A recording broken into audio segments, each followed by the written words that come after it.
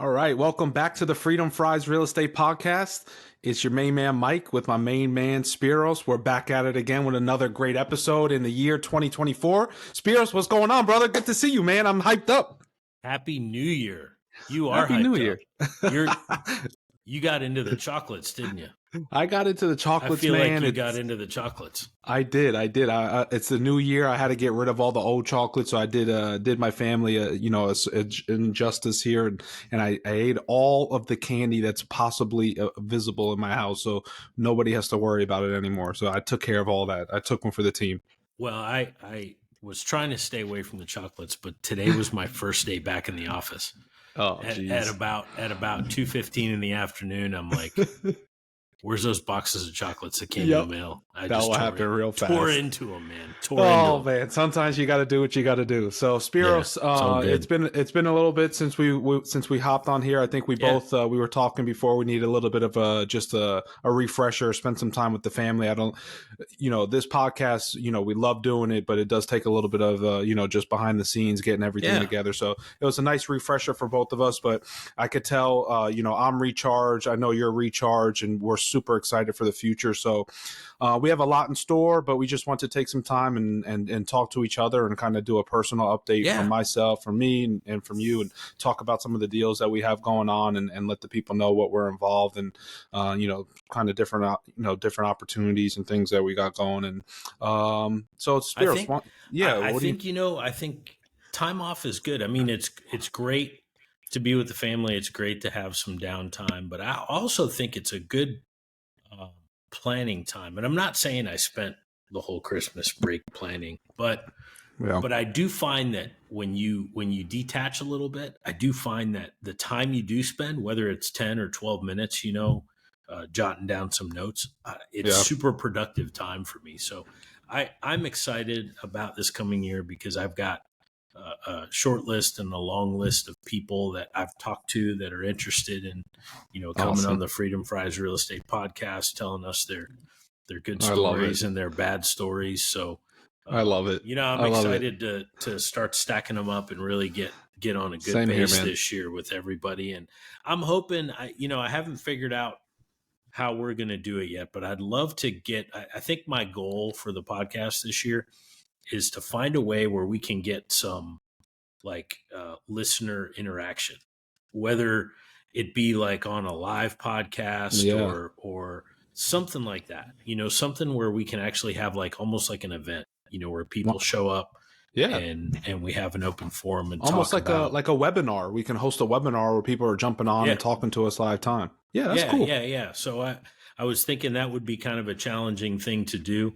Okay. Right. And it would be kind of fun. So I think I got a short and a long list of people, and then I've got this idea for an event. So hopefully we can put our noodles together. Well, sky is the limit for us, man. So I think we can, we can do anything that we put our minds to, and I think we're going to get after it this year. So definitely look out for that. And I didn't tell you this. Yeah, go ahead. I didn't. Real quick, I didn't tell you this, Spiros, but about 30 minutes ago, I got off the phone, and you'll appreciate this. One of my favorite cadets that I ever had the opportunity, a pleasure to come across, that actually taught. And he calls me and he goes, "Hey, sir, what's going on?" And, we're chopping up a little bit. And he goes, I have a 3-hour car ride, and you're never going to believe what I'm listening to the whole car ride over. And I'm like, what? Because he knows I'm a big Drake fan. So I'm like, what, Drake? And he goes, Freedom Fries Podcast. And we just talked for the next hour and a half, man, about real estate and podcasting and how he wants to dive into it and how he's going to house hack and also and do some awesome stuff. Yeah, I know. It was so cool. Well, we need to get him on the list and get him on the show. I said, Brian, you know what would be an awesome, what would be really cool? You jumping on the podcast with me and Spiros and asking all these questions that you're asking me. Ask us both on a live episode, and that will help everybody. So I think that was something I was going to talk to you later today. So I think that's something also that we can do. But yeah, man, opportunities are endless. So we'll brainstorm and see what the best option is going forward. But yeah, man, I've been a little bit busy on the real estate end. A little bit. A little bit, man. You're actually pretty busy. No, so I've been doing a few things. One, I've been like, I'm not a huge off market guy. I don't like the cold calling aspect. I've just never been a fan of the service the sales aspect of that. I Yeah, just it's just never been my thing, right? So I target on market properties. I think there's opportunities to really be had on market. sure. What I've been doing the last few months is just literally taking people's realtors' emails, and I've Yep. been CCing Spiros on a lot of these emails, so Yep. he sees them. Yep. Right, I've been mostly looking at some multifamily properties, pretty much copy and pasting the same email and saying like, hey, I don't have a realtor. My name is Mike. See that you have this listed. Would love to sit down and talk. Get some more information. And I've gotten a lot of responses from that. No deals have come from that, but it's been just about making connections and whatnot. And then at the same time, I have a realtor who's been looking for some single family houses for me because I wanted to do a flip here in the local area because the Sure. market seems right. And I actually found a really fantastic property that we were supposed to close on it last week. And now that's getting pushed to this Friday. So whenever this drops, I probably close then. But freaking awesome deal. Margins are good. The only issue is, and this is like a caution to the listeners, right? And this is going to be my first endeavor. There's foundation issues with the house, right? It's a Mm. bank owned property, foundation issues. But even with a crazy foundation repair estimate, my numbers still work with a pretty solid return. So I'm gonna go for it. I know foundation, myself, like even before this, if you ever told me, hey, foundation, I would say, okay, walk away because it's just Right. too much of a headache. But I don't know, man. I'm gonna go for it. I think it's a calculated risk. If you do it right, you have a professional company with a signed off with an engineer, structural engineer, and you do it right. I think there's ways to get around foundations, and I don't know. I'm gonna try it. I'm gonna try it. It's an adventure for me, and we'll see what Yeah. happens.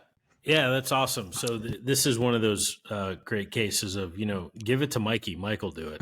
Yeah, that's exactly So what I'm doing. the rest of us, including me, get to learn from what you're doing. But the little I know about foundation issues is you can do it all, get it all done perfectly right, perfect engineering. Right, It's the idea of disclosures afterwards and being able to convince right. the That's it. next guy that you did it the right way. So I think good Yeah, record keeping yeah. and that's Good the record, key. lifetime warranty that transfers with the sale of the property. Yeah, yeah, All those important aspects. So yeah, I don't think it's going to be easy, right? But I think that's the whole principle behind our podcast, right? If it was easy, if the financial freedom was easy, everybody would be doing it and yeah. would Of jump course. into it. So I'm gonna give it a shot, and I'm excited. I haven't bought an investment property in about a year and a half, so I'm back in the game officially, and So we'll see tell how me a that little bit goes. more about this one though. Like, what's your Yeah. time frame? Is it like quick in and out? I guess Yeah. foundation could take a while. So foundation is a 5-day fix. I'm already lined up. I'm already scheduled for. I've interviewed 3 different folks who came out and gave me quotes. I narrowed it down and got. I went from Spiros. Listen to this range, and shout out to my mom because she's probably listening. She's like been my executive assistant on. She's just handling all these quotes and contractors. She's been a godsend. So appreciate her. But That's I had awesome. the bank, and this is a good thing for our listeners, right? This property was scaring a lot of people off. It's bank owned, and it was scaring people off because the listing agent went out and got their own foundation repair at $67,000. So when people were making offers in return with the offer, the listing agent was saying, "Hey, this is priced to sell with this 67,000 foundation repair," and people weren't doing their own due diligence and saying, "Okay, well, Right. I'm just gonna factor in 67K to fix the foundation. With this rehab, that rehab, I can offer you. It was listed for 275. I can offer you 205." And obviously, the bank, Wells Fargo, was turning down all those offers. I came in. I said, "Listen, 67,000. That seems like a lot." So I locked it up with a 10-day due diligence, and I said, "Listen, give me 10 days, and I'm going to get 3 or 4 quotes in here for foundation. I got a $24,000 quote to do the whole entire foundation, reputable company, with the lifetime warranty, the whole shebang. So Yeah. I just took their 67,000 and turned it into 24,000, which gives me a ton of wiggle room because they already adjusted that in the price. So just a food for thought. If somebody if something's listed and they're giving you a quote, don't be afraid to go out and kind of go out there and see if you can get a lower quote to factor it in. But it's a really cool. Actually, Spiros, I didn't even think about this. I forgot to tell you this story. It's a house that's built in 1976, 3,000 square feet, 1-story home. The other day, my wife and I are walking through it, just like getting some ideas, brainstorming and whatnot. We find five original checks from the original owner from 1976. And it says Colonel John something. So, and it's from the National Army Bank. I don't think it's a real bank anymore. But so apparently, now we're deep diving. Listen to this, Spiro. We're deep diving into the family history of who owned this house. It was a retired Army colonel who went to West Point. That's so cool, dude. How cool is that, right? Like, that's super cool. We don't have any it's an estate sale. So unfortunately, I think, the wife passed away recently. So we don't have any interactions with the family or anything, but we went into this deep dive, and it's an Army house and an Army family. And it's been in the blood in the family since 1976. And we find these original check, Spiros, and the check number, at the bottom where, your account number is 2107232, whatever. Yeah. The account number, this is an original check from 1976. The account number is 000002. Yes. He's like the founding depositor in the bank. Right, man. So that's really cool history. My mom was here for the holidays. She's like, you got to check behind the walls, man. They might have some money or something stored away in the walls. So you should try to find a way to like immortalize those checks somehow in there. Yeah, I think what I mean. Like some way I to agree. Do it. I agree. I still have them. They're sitting there on my kitchen counter. I see them every morning. But yeah, man, I'm excited. Not a crazy flip. My goal is to get in and out as quickly as possible. I found a hard money lender who, believe it or not, Spiros, she is funding 100% of the purchase price and rehab. It's at like a 13% interest only payments while I have it. But 100%. What kind of down payment does she look for? Nothing. Kidding. I don't have any down payment.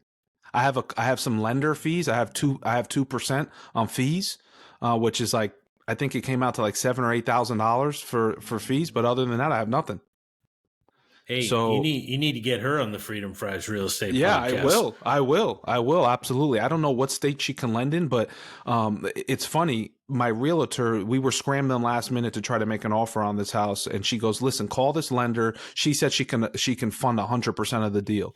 And I said, Catherine, did you hear her correctly? 100% of the deal, including the rehab? She said, I think I heard her correct. So I called the lady and she's like, listen, if you meet our 70% threshold, right? The ARV 70% plus the rehab, we'll fund 100% of it as long as it meets that 70% threshold.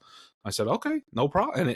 And I was well above the 70% because of the wide margin with the foundation. So she's literally funding everything. So this is also another learning process for me. I've never had a rehab funded for me. So I have to submit draw requests after each item is complete.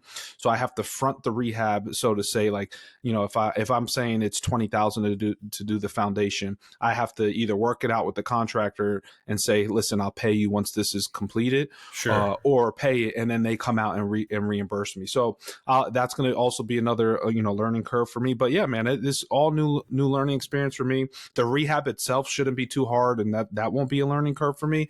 It's a matter of kind of getting in there, updating the kitchen, updating the wall, the paints, and putting some new floor and new bathrooms. And hopefully, and this will be my first time working with a licensed contractor. Usually I do the work with my dad, and we kind of just go in there after hours to save some money. But yeah, man, a couple new learning avenues for me. So I'm excited to see what that process is like. And hopefully everything goes according to plan. We get in and out of there 60 to 90 days and get it back on the market and get a full price. If that's if everything goes according to plan. So I'm curious, pick your brain a little bit. So Yeah, those interest only payments, like, um, how much is that interest it's only like payment? 3,900 a month. 3,900 a month. Yeah, So they're not you're cheap. gonna, yeah.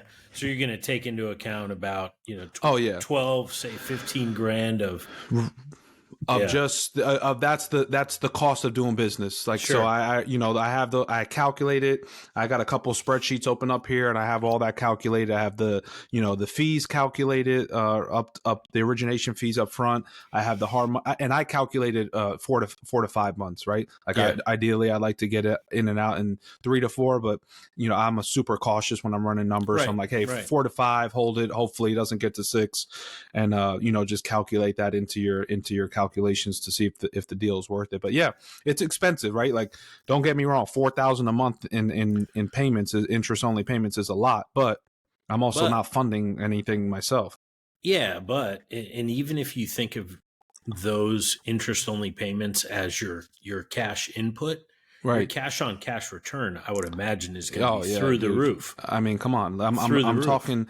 I'm talking like rough numbers here, right? Rough numbers, and full transparency with the people, and we'll do a deal deep dive once we get into this if we want, Yeah, and we yeah. can throw some numbers up there. But purchase price of 260, and the comps around are like 460, 470. So I I have some wiggle room to play Yeah. around, to do some decent numbers here. Hopefully, knock on wood, right? Nothing goes crazy when I start taking some walls down, and nothing happens. But hopefully everything goes according to plan, and we can get in and out, and have some good money back in the reserves, and roll it on to the next thing. So yeah, man, I'll definitely keep you and keep the listeners updated. I think that would be cool actually too, Spiros. Maybe we do like a live case study. I can do a live tour at the house or something in the middle of Yeah. the rehab, and get I some love it. contractors on. Yeah, that'd be cool. So I yeah, love it. we'll keep that in our back pocket. But so enough about me. I've already talked more than I wanted to. Tell me a little bit about what Spiros has got going on. How your deal's going. I know you got a big wholesale with the Elbow Creeks going on. Yep. That's been probably a little challenging. And your flip, right? You got a Yeah. $1 million flip going on. So how's everything going? Yeah, so we've closed 8 out of the 12 townhomes, and the last 4 should be closed by the end of next week. So that's the good news. The bad news about that deal is that in the past few months since November, the rental market in our area Hmm. has just really declined quite a bit. Right. So Right. so we went into it expecting we were going to rent these things pretty handily for 2,600 a month. Our property manager and the data kind of indicates that we're going to be closer to the 2,200 a month, Oh. which still works out. It Mm-hmm. still works out, but it doesn't give my investors the kind of cash flow that they wanted. So as a group, we kind of noodled our heads together and decided, hey, we're going to keep the price high, but we're going to start giving some pretty significant rental incentives, like 1 to maybe 2 months of free rent, Hmm. just to get somebody in there in the short term. And then what we're trying to do is extend the leases out to 13 months so that we can avoid Hmm. being vacant here in this November to February timeframe, which is a really bad time when you're Yeah. talking about rentals. It's a really bad time to be vacant in long-term rentals. So Yeah. a lot of lessons learned there, but man, things are going great, and I've made some great connections with the 11 investors. I ended up investing in one of them, so I Nice. invested in my own deal. But that's going well. Our fix and flip in Palm Beach Polo and Country Club is going well. We're about 2.5, almost 3 weeks behind schedule on getting it to market, but it looks like in about the next 10 or 15 days, we'll Nice. have it staged, and we're going to have our first broker open before we list it on the MLS. We're going to try to do a little smoke and mirrors and try to make it seem like an Yeah. exclusive event. So before it ever hits the market, we've got a list of high-powered South Florida brokers that we're going to invite. We're going to get the whole thing catered. It's going to be a That's very awesome. high-end affair. Dude, And that's like yeah, Miami Vice. yeah. So we're Why are doing you that, guys but 10 to 15? Why are you a couple weeks behind? Is there anything specific, or? Man, it's the little details at the end. Yeah, It's the last bit of it's always the landscaping. hardest thing, It's the man. last bit of like It, lighting. it's always the Yeah, hardest thing. yep. It's, And unfortunately, I will say another thing I learned is, when the contractors get most of their money, right, yeah, and they only have little details left, it's they have almost no like interest in they coming have no back. interest in coming Nothing. back. Yeah. So, How was the learn. contractor? How was the contractor that you work with on this project? He's good. He's a young guy, super hungry, super energetic, and he's got a lot of things going on. Hmm. He's been great, and he's actually the kind of guy I think we're gonna try to do some more Cool, volume business with him. He's got cool. a lot of experience in that kind of luxury realm down Okay. there in South Does he? Florida. And he has So, his own crew, and he's just in there yep, doing his own thing. That's awesome. yep, yep. That's awesome. And How was then his communication? Did he communicate with you well? Yeah, I mean, I won't say that he pushed the communication. I will say that I probably had to pull Okay. more, but I All right. think, what, as the investor, as the Sure. coach, I mean, Yeah. you got to do that. You got to be bold, and you got to be willing to Yeah. be professionally persistent, right, and making sure that Yeah. people are accountable to you, and that Right. you're accountable to them, and Did you guys have a scope of work before you started the project, and to make sure everybody was on the same page, and we did. like, We did. okay. We All right. did. And we held to it pretty good. I mean, I would say we ran past budget a little bit, but not because of surprises or unknowns. It was more Sure. of just along the way you look at it and you're like, man, Yeah. this is a Yeah. very high end luxury home. Yeah, We it's like don't want to skimp right, on right. anything. You can't do the 1 point plus million rehab and have the laminate countertop from Lowe's. You got to Yeah. do the high end light fixtures and the high end Yep. molding and Yep. everything. So So yeah, the all right. cool thing is, we have $1.4 million cash in that thing, and then I used money from a HELOC to fund the renovation, which is right at about 500K. So Okay. we'll have 1.9 into it, and then the ARV is about 2.6. Woo! So it'll be a nice Oh yeah. it'll be a nice little return on And are that you one. guys splitting at 50/50? Is that the We are. Yep, we and are. what's your HELOC interest only payments since you've been doing the flip? Yep, interest only payments. It's about 8.75%. It's a HELOC Not that I got terrible. last year. It's not terrible. I mean, I've calculated it out. It's about $1,300 per 50. Sorry, it's about $750 per 50,000 of Oh, draw. that's not Yeah, bad at it's all. not terrible. It's not And terrible at and all. how are you paying the contractor? Do you pay him in phases? Did you pay him in phases throughout the project? Yep, yep. He started out and pulled an initial draw, so Okay, we basically have access to his account. So we basically gotcha. see what the balance is. He starts putting invoices Oh, out. He cool, pays everybody, so we don't have to deal awesome, with the individual laborers. He does it all, and then when he gets perfect. to 25 grand, he'll call us up and say, "Okay, I need this Okay, much more." So it's on a and draw. what's the plan? What are you guys thinking? So sell it. You guys make 50/50. Get all your money back. Get some good pocket change after that. Yeah. And then what do you any plans for after? I mean, it kind of depends on the market. I mean, if we can find another opportunity like this in a high Yeah, end market and we've got the cash to do it yeah, cash like we did this time, yeah. we'll probably do it again because the thing about luxury real estate that I like is, the market conditions really don't matter. You know what I They mean? don't because They it's don't. such a unique Yeah. clientele that you're catering to. Yep. And Yeah. it's people that are coming in from overseas, to watch, Yeah. their passion is watching professional polo, and they just want a place to put their shoes. They want And a you $3 know what, million Spiros? place to put their And you know shoes. what, Spiros? They could give a damn what the interest rates Yeah. are. Yeah, exactly. Exactly. Right? So, but I will tell you, I want to switch gears a little bit. I will tell you something I'm pretty excited about. So, one Mm-hmm. of my goals in life, we talk about everybody's got to identify their why. Yeah. And I have a lot of whys, but one of them is I feel responsible, not because somebody's put it on me, but I want to be responsible for me and my wife's parents and their retirement and their ability to sort of live out the rest of their years in dignity and even more than that, Absolutely. like have a good quality of life. And they all live within a couple of miles of us. So it's kind of one of my stated goals. When I launched into this financial freedom journey, that was one of the things I said I wanted to accomplish, is I want to be able to do that in a way that exceeds what their expectations are, and will make me and my wife feel great about our parents, last couple of decades or whatever. Sure. I mean, they're all young. They're in their early 70s. So, we don't expect, they're all very healthy. No. So knock on wood, you got a lot of time with them. Yeah. Right. But here's what I did. My dad, longtime business person, and he had his last kind of commercial real estate that he sold last year, and ended up with a pretty sizable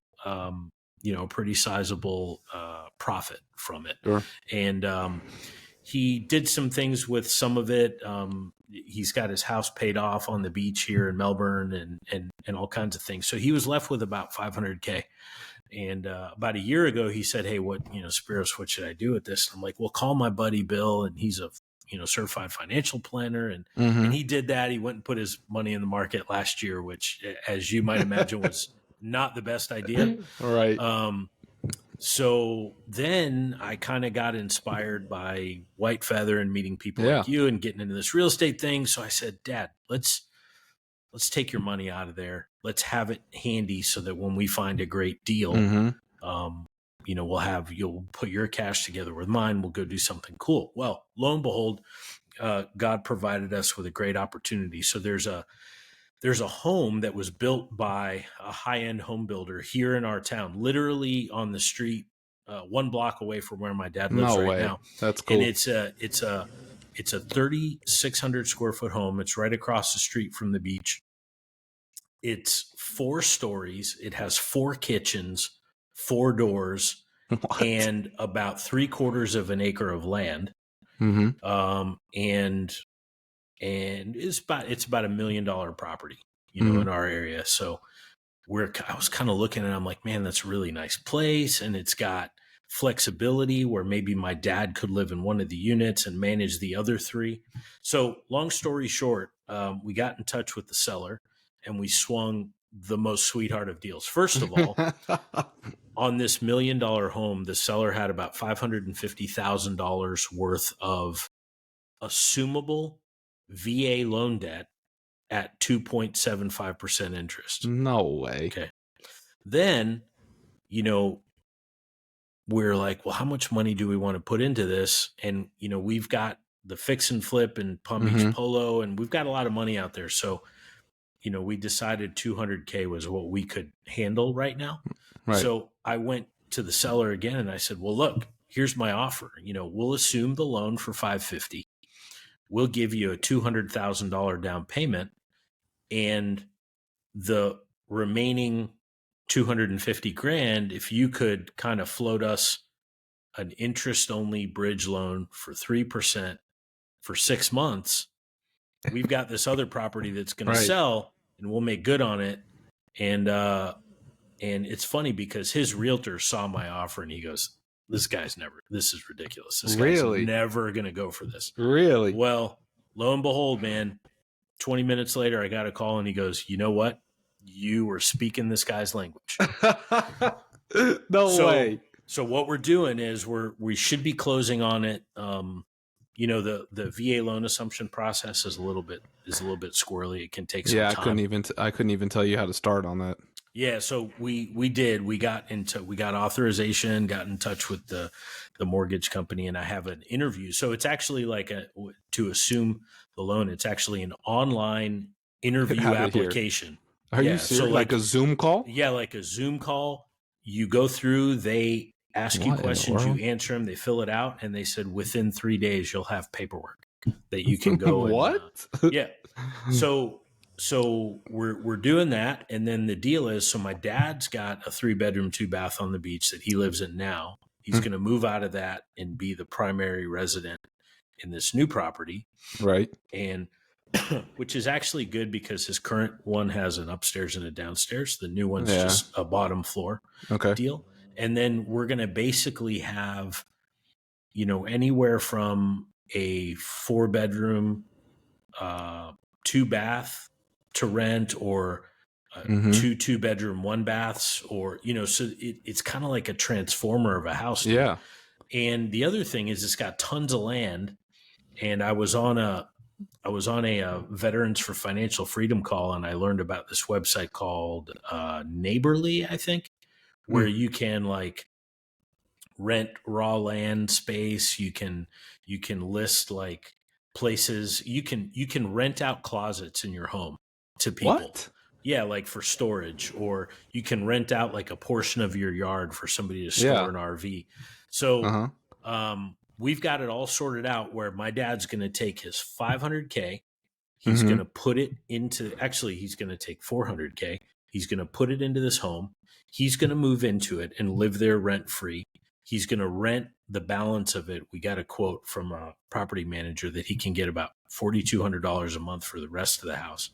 His current house that he already owns, he's going to rent for $3,800 a month. So he's going to take his $400,000 or $500,000 and turn it into just straight income every single month. Yeah, a net $5,000 a month income for now into eternity. Holy cow, that's fantastic! So we're super excited. All because you just asked. Yeah, just asked. Man. And the guy was like, my wife and I are already like traveling the country in our RV, and we're out of here. So, and the $400K is what, the 200K deposit, and then the balance, the payoff of the $200K bridge loan. Yep. Man, that's a home run. Holy cow! Your dad owes you a gigantic steak. That's awesome. He's a great man. cook too. So I'm excited because I feel like, hey, boom, we got that taken care of, and now he doesn't have to like sit there and watch the news and worry about who's in charge and what the Fed's doing and all that stuff. I'm like, all that stuff's irrelevant. He's set. He's set for life right there. Yeah. That's awesome, dude. Well, good on you for having the knowledge to even ask about that. Not the average person even knows that that's a possibility to even ask the seller for that kind of, arrangement on a sale. So that's awesome, man. Good for you. And that's cool. The thing I'm hoping, I'm hoping in 2024 with this podcast and with the people that we're going to have on, I hope like we can get people on here that are going to say things and share stories that the rest of us can go, I didn't even know you could do that. I didn't even know that was possible. Let's go try it.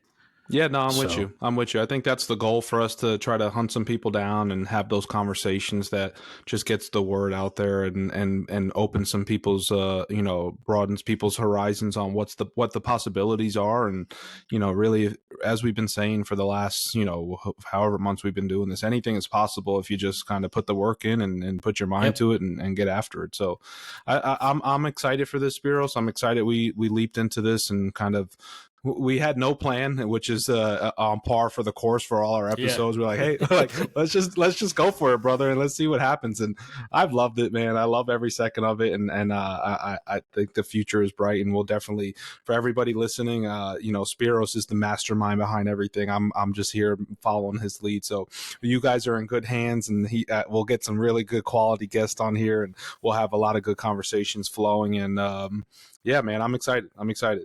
Sounds good, brother. All right, man. Well, everybody appreciate. Oh, lastly, Spiros, before we go, all the listeners out there, we appreciate everybody. We appreciate you, tuning into us and listening to everything we have to say. If you can, like, subscribe, share this with your friends. The more listeners we get, the easier it is for us to kind of get some street cred out there and get some folks on here to chop it up with us. So as much as you can, throw some likes, give us some good positive reviews, and we'll keep the content going. So appreciate everybody. We'll talk to you soon, and see you soon. See ya.